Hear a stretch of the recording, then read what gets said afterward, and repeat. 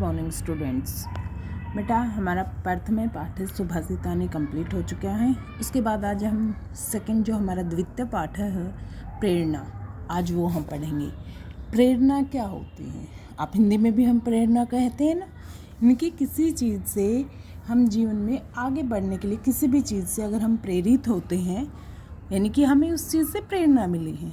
तो ये जो हमारा पाठ है बेटा, ये कहानी है एक ऐसे बच्चे की है। बोपदेव उस बच्चे का नाम है और वो मंद बुद्धि। क्या बच्चा मंद बुद्धि हो सकता है? नहीं ना, लेकिन फिर भी वो मंद बुद्धि है। उसका नाम क्यों है मंद बुद्धि? क्योंकि वो खुद को समझता है कि उसके पास बुद्धि ज़्यादा नहीं है, तेज बुद्धि का वो नहीं है। तो इसमें जो बोपदेव हैं उस बच्चे की प्रेरणा के बारे में दिया गया है कि कैसे वो एक दिन अपने जीवन में प्रेरित होकर आगे बढ़ता है और एक श्रेष्ठ विद्वान के रूप में वो प्रसिद्धि है उसको वो प्राप्त करता है।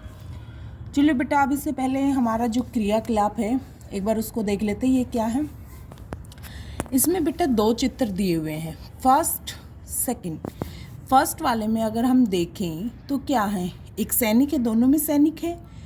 ये वाला सैनिक है जो फर्स्ट चित्र में है 2.1 में, ये क्या कर रहा है? यहाँ पे चींटियाँ हैं, वो गिर रही हैं, उनको देख रहा है। दूसरे वाले में क्या है? ये चींटियाँ ऊपर जा रही हैं। ये जो हमारी एक्टिविटी है ये भी क्या है बेटा, इसमें जो दोनों सैनिक हैं वो आपस में बातें कर रहे हैं। पहला सैनिक कहता है कि जो पिपलिका यानी कि चींटियाँ हैं वो भी धन्य हैं, वो कितनी पुण्य पुण्य पताती कि वो बार बार गिरती हैं और बार बार चढ़ती हैं। ठीक है। दूसरा सैनिक कहता है हाँ मैं भी देख रहा हूँ ये कितना प्रयास कर रही है। फिर पहला कहता है हाँ हमें भी इनसे अपने जीवन में क्या लेनी चाहिए? प्रेरणा, शिक्षा लेनी चाहिए इनसे कि हमारा जो प्रथम प्रयास में अगर हम सफल नहीं होते तो हमें बार बार प्रयास करने चाहिए। दूसरा सैनिक है वो कहता है अहो सत्य कि ये तो बिल्कुल सच है। हम मनुष्य क्या करते हैं, अगर हम एक बार पास नहीं होते तो हमारे अंदर उत्साह है वही ख़त्म हो जाता है। लेकिन जो चींटियाँ हैं वो क्या है, मनोबल के साथ, पूरे उत्साह के साथ वो आगे बढ़ती रहती हैं। उसी प्रकार से हमें भी इनसे प्रेरणा है, जो शिक्षा वो लेनी चाहिए। तो पहला सैनिक कहता है कि हाँ चलो उठो, हम भी अपने देश की रक्षा के लिए जाते हैं। आइए बेटा अब हम पाठ स्टार्ट करते हैं। आसीद बंग देशे बोपदेवः नाम कश्चिद बालकः। आशिद था बंग देश में बोपदेव नामे नाम कश्चित कोई बालक है, बालक कि जो बंग देश था उसमें कोई बोपदेव नाम का बालक था। स विद्यालय पाठे विषयाणाम अवबोधने स्मरणे च नितांतम असमर्थ आसीत्। स वह विद्यालय में पाठ्य विषयानाम, पाठ जो उसको पढ़ाने योग्य जो विषय हैं उनमें, अवबोधने समझने में, स्मरणे याद करने में, च और नितांतम पूरी तरह से, असमर्थ असक्षम मतलब वो समर्थ नहीं है, आसित था कि वह यानी कि जो बोपदेव है वो विद्यालय में पढ़ाए जाने वाले जो विषय थे बेटा उनको वो समझने में, याद करने में पूरी तरह से असमर्थ था। यानी कि उसको उसके जो अध्यापक जो भी समझा रहे थे वो उसको बिल्कुल भी समझ में नहीं आता था। असौ प्रायः चिंतयति सम यत् अन्ये छात्रः सर्वान् विषयान् शीघ्रं अवगच्छन्ति, लिखन्ति, स्मरन्ति च किन्तु मंदबुद्धि अहम तान् न अवगच्छामि। असौ यानी कि वह, प्रायः अधिकतर, चिंत्यति कि वह अधिकतर क्या सोचता रहता था कि यत की अन्य दूसरे छात्र जो विद्यार्थी हैं वो सर्वान सभी विषयान विषयों को शीघ्र जल्दी अवगच्छन्ति समझ लेते हैं, लिखन्ति लिखते हैं, स्मरन्ति याद करते हैं। च और वो क्या सोचता रहता था कि जो दूसरे छात्र हैं वो सभी विषयों को जल्दी क्या है समझते हैं, लिखते हैं और याद करते हैं, किंतु लेकिन मंद बुद्धि कम बुद्धि का अहम मैं तान उनके नहीं अवगच्छामि समझ सकता। वो क्या कहते हैं, लेकिन मैं उनको नहीं समझ सकता। उनको से मीनिंग क्या बेटा, उन विषयों को वो समझ नहीं सकता। क्यों नहीं समझ सकता? क्योंकि वो खुद को क्या सोचता है कि मैं मंद बुद्धि हूँ। किमर्थम अहम अत्र समयम वृथा नाश्यमि।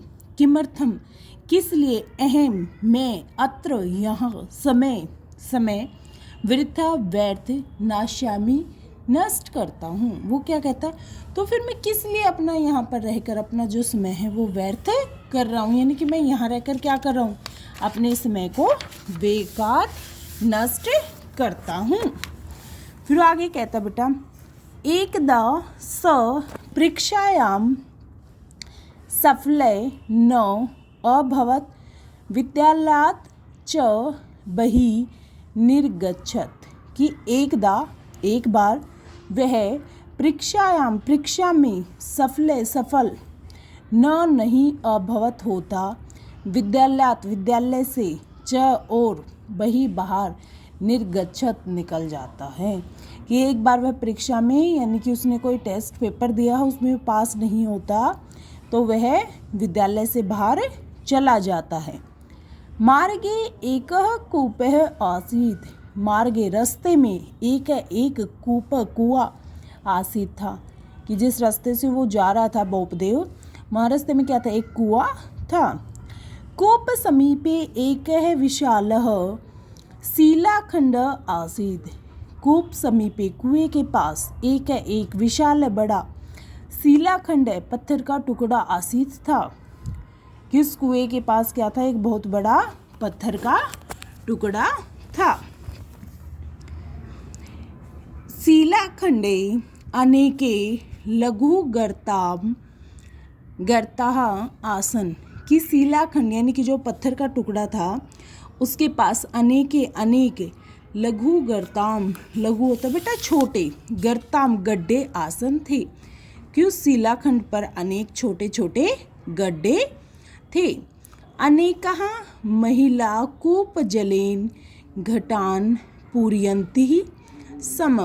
कि अनेक महिला यानी कि जो महिला थी वो कूप जलेन, कुएं का जो जल था उससे घटान घड़े को पूरयन्ति समय भर कर रखती थी।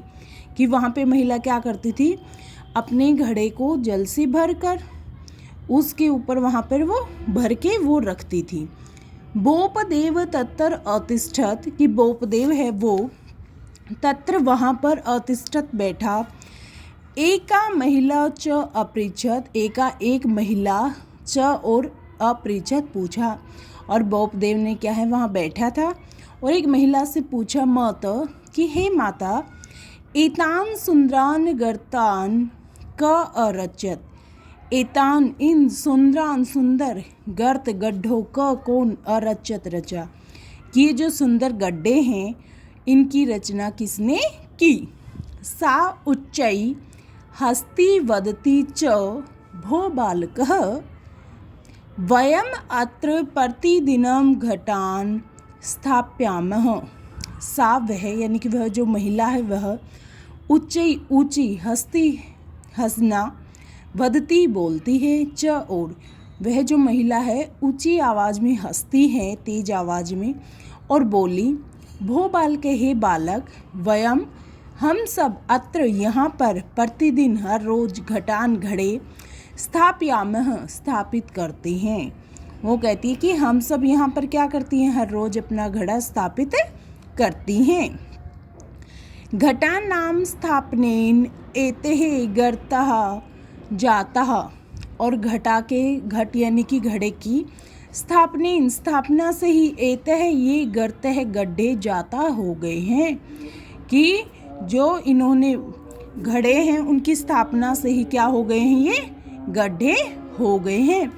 कश्चित कर्म करहे एताशः निर्माता न अस्ति, कश्चित कोई भी कर्म करहे, मजदूर, एतेषाम इनका, निर्माता निर्माण करने वाला, ना नहीं अस्ति है, कि इन गड्ढों का जो निर्माता है वो कोई भी मजदूर नहीं है। यानी कि इनकी स्थापना कैसे हुई है, घड़े ने, जो पानी से भर के घड़ा रखा हुआ था, उन्होंने अपने अनुरूप ही इन गड्ढों की रचना कर ली है।